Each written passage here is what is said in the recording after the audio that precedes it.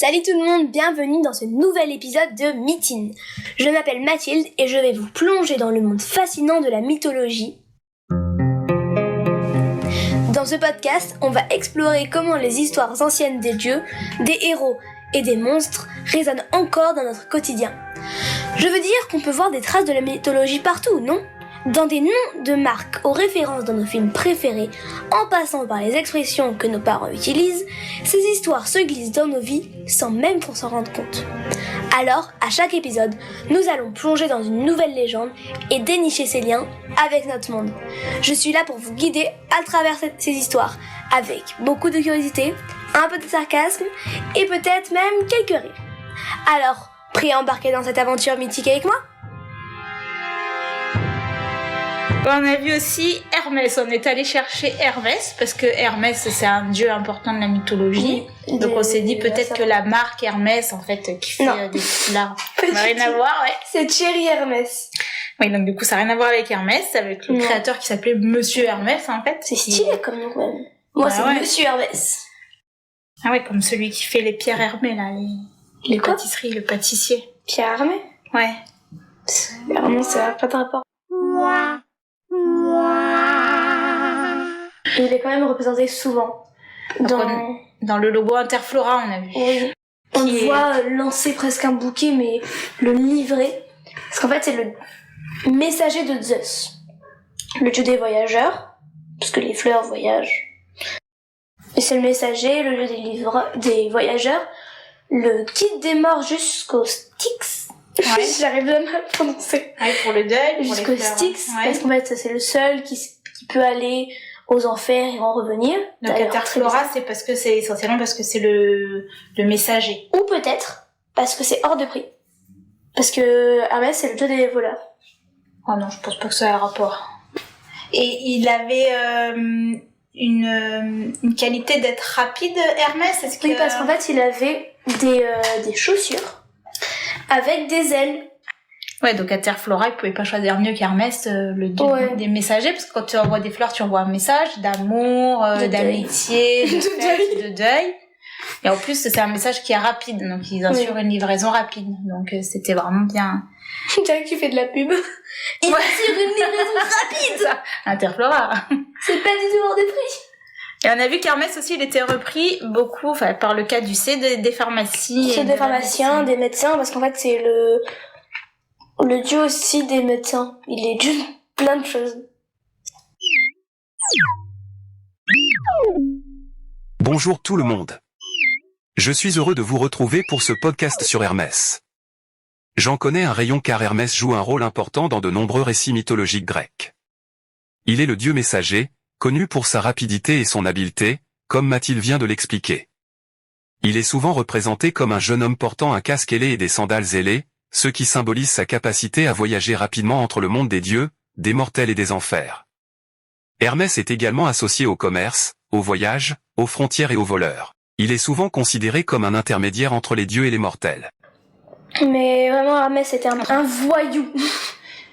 C'était un voyou. Bah en fait... En fait, quand il était petit, il avait 9 jours, si je me rappelle bien, il a volé le troupeau de bœufs d'Apollon. 9 jours, il sort de sa grotte, il prend le troupeau et il le fait marcher à reculons. Comme si le troupeau s'était volatilisé. Donc il a marché à reculons. Ah oui, pour revenir sur ses pas. Comme ça, il les conduit jusqu'à sa grotte. Il en tue deux pour faire de la viande. Et quand Apollon le remarque, c'est un berger qui lui a dit, qui a vendu la mèche, on va dire. Il l'a dit à Apollon. Et Apollon, quand il s'en est rendu compte, il est allé voir Hermès. Et il lui a dit, je veux pas te les rendre. C'est mon troupeau maintenant. D'ailleurs, j'en ai tué 2, donc je peux pas te les rendre. J'en ai tué 2. Du coup, ils sont allés voir Zeus à l'Olympe. Donc Hermès, pour la première fois, rencontre son père.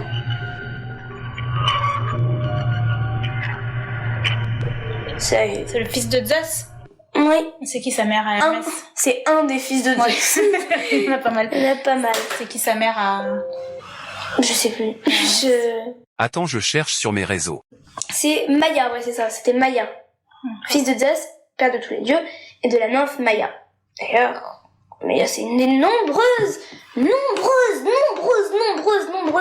conquêtes de Zeus.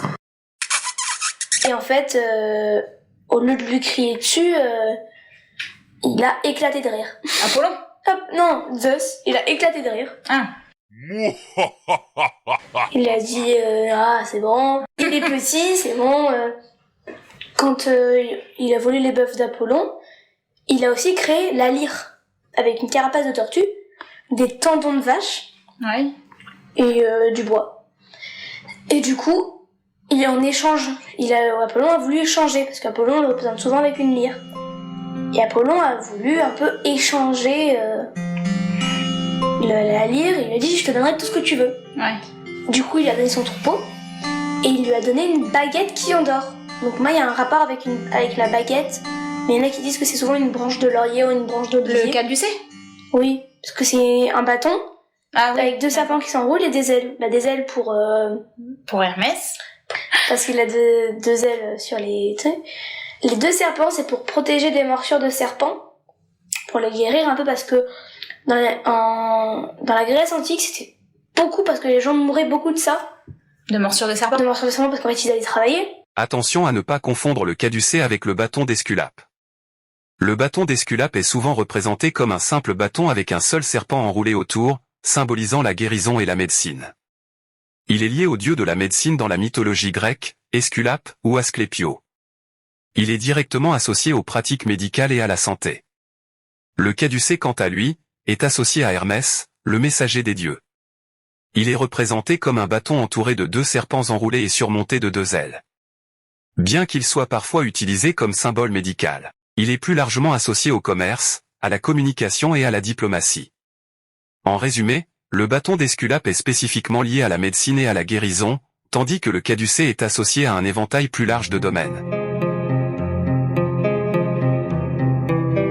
Effectivement, il y a beaucoup d'histoires sur Hermès. Oui, il y en a plein. Oui, il y en a encore et encore, mais nous y reviendrons lors de notre voyage dans le Péloponnèse. En attendant, place au prochain épisode sur la belle Médusa. À bientôt sur Wonder School.